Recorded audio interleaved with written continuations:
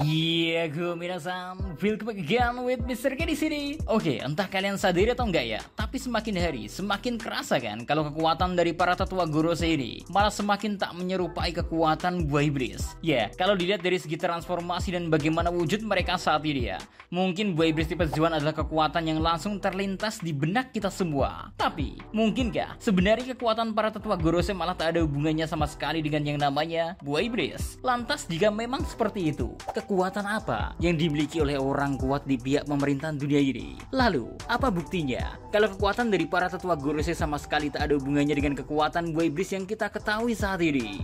So, without any long again, it's time to review the content. Let's go!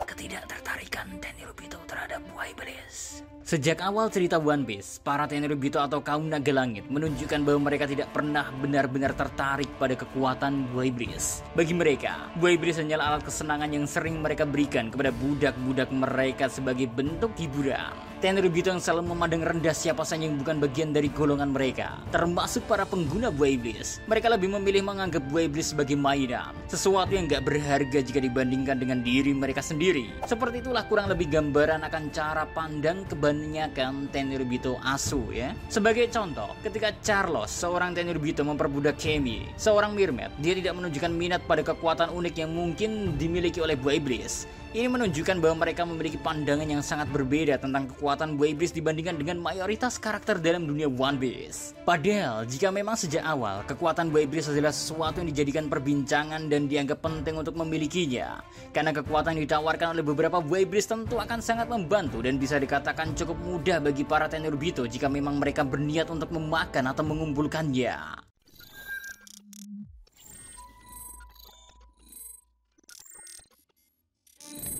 Pengenalan pertama Gorose.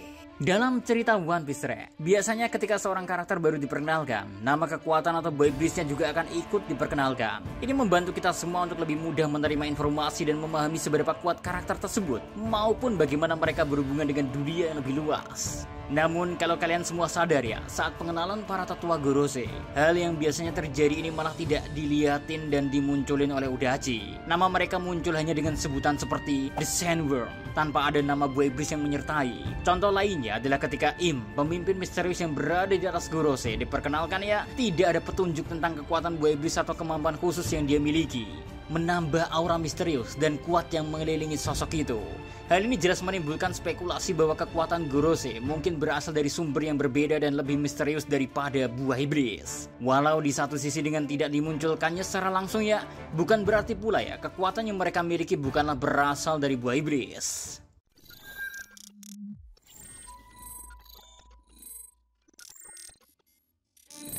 Kekuatan yang misterius. Setiap hari tindakan para tetua Gorose semakin menunjukkan bahwa kekuatan mereka gak berasal dari buah iblis. Dalam beberapa adegan ya, mereka terlihat muncul dari lingkaran sihir, seolah-olah sedang melakukan pemanggilan iblis yang sesungguhnya.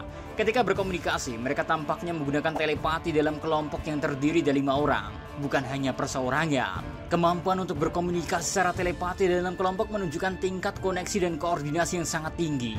Ini adalah sesuatu yang belum pernah terlihat sebelumnya di dunia One Piece. Penggunaan telepati semacam ini menimbulkan spekulasi bahwa kekuatan mereka mungkin berasal dari sumber yang lebih kuno dan lebih kuat daripada buah iblis. Mungkin berhubungan dengan ilmu sihir atau teknologi kuno yang hilang. Karena seperti apa yang pernah dikatakan oleh Dr. Vegapunk, kalau sisa-sisa teknologi dari era Void Century masih jauh lebih canggih dari abad sekarang ini. Sehingga gak heran juga kalau dari sisi Im ya, malah memiliki sisa peninggalan teknologi kuno saat mereka berperang. Secara Im dan orang-orang yang berada di pemerintahan dunia saat ini ya, bisa disebut sebagai sisi yang memenangi peperangan dahulu.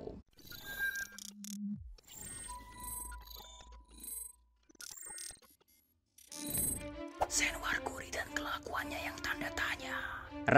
Di chapter 1119, Senwarkuri melakukan tindakan yang mengejutkan dan sangat berani. Tanpa rasa takut, dia melompat dari ujung Pulau Eget ke laut dengan niat untuk menghancurkan kapal bajak laut Elbaf. Tindakan itu tentu sangat mengejutkan karena kita tahu kan bahwa kelemahan utama pengguna buah iblis adalah air laut. Namun dengan melihat apa yang dilakukan oleh Senwarkuri, dia seolah gak terlihat terpengaruh sedikit pun oleh air laut karena tindakannya yang sangat sembrono itu. Emang sih kulit miliknya sangat keras, tapi sekali masuk ke air laut, kalau dia seorang pengguna buah iblis, ya semuanya juga wassalam. Kecuali Jack kali ya, karena dia masih tetap bisa bernafas dengan santuy cuy. So, dalam konteks ini, Mr. K ingin menekankan kalau air laut memiliki efek melemahkan pada pengguna buah iblis, membuat mereka kehilangan kekuatan dan menjadi lemah lah ya. Namun tindakan Senwarkuri yang berani ini menegaskan bahwa kekuatan Gorose mungkin tidak berasal dari buah iblis.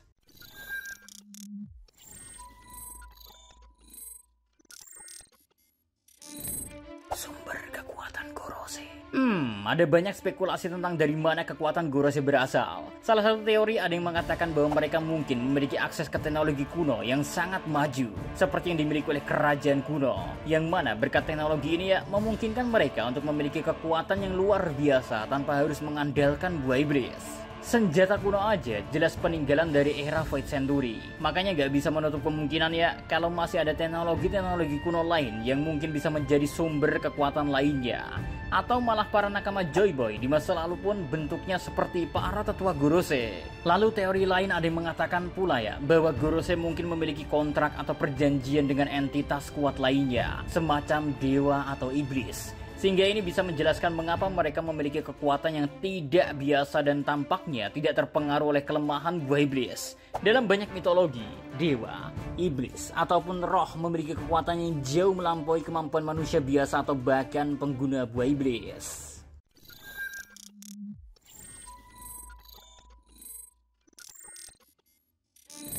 Kemungkinan power system baru di One Piece. Di dunia One Piece sendiri ya, kekuatan utama yang dikenal adalah buah iblis dan haki. Buah iblis memberikan berbagai kemampuan luar biasa dengan biaya kelemahan terhadap air laut. Sementara haki adalah manifestasi kekuatan kemauan yang memungkinkan seseorang untuk merasakan kehadiran orang lain, memperkuat serangan, atau bahkan mengintimidasi lawan.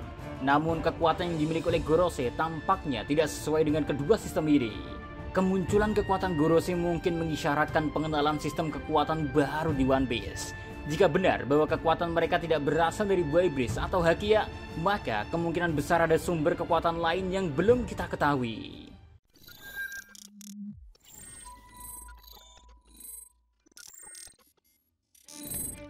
Pengguna buah iblis bisa berenang. And last, dari tadi kita sudah sering menyebutkannya kalau kelemahan dari buah iblis adalah air laut. Memiliki kekuatan buah iblis berarti kehilangan kemampuan berenang. Itu semua hal yang kita percaya hingga detik ini. But bagaimana jika semuanya ternyata bualan semata? Karena ternyata ya terdapat beberapa buah iblis yang kebal terhadap kutukan ini. Atau malah terdapat cara untuk mengalahkan atau mengatasi kutukan air laut terhadap pengguna buah iblis. Dan mungkin hal inilah yang terjadi kepada para tetua Gorose. Sehingga kemampuan mereka memang bukanlah sebuah power system yang baru. Kekuatan para Gorose memanglah berasal dari buah iblis, akan tetapi perbedaannya terdapat pada kekebalan mereka terhadap kutukan air laut yang menghantui seluruh pengguna buah iblis. Mungkinkah ini semua berasal dari kekuatan exurgery yang dilakukan kepada mereka semua? Karena jelas sejauh ini ya, mereka bisa kita sebut abadi. Telah tak terlihatnya sedikit pun luka yang tersisa dari pertarungan mereka melawan kru topi jerami re. Gimana menurut kalian?